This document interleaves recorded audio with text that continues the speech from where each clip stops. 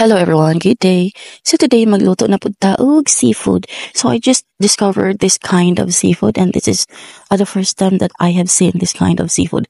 So this is called tuway daw. So namo ginanuri diri ba from Binunido ba to siya. Diso ka dito kay mo palit na ko every time mo ari siya sa tindahan. So ang akong gibuhat-an guys is that ako siyang gipakuluan because I need to remove the shell from the yang uno.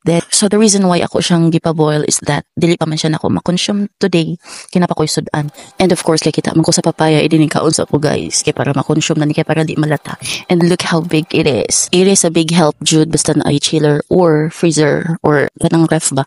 Kay para mas nako Jude og save kaysa magpalit-palit og sudan. And then every time Jude mo palit og sudan guys, before siya nako isud sa freezer, I need to hiluan sa daan. Kay syempre ma-freeze na ba yan na makadaot man good.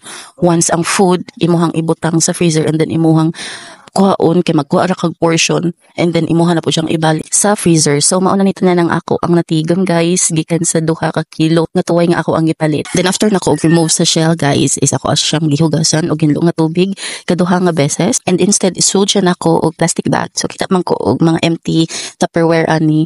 So mauna lang ni siya ako ang gisudlan. Then ato na siyang isud sa freezer. That's all for today. Bye.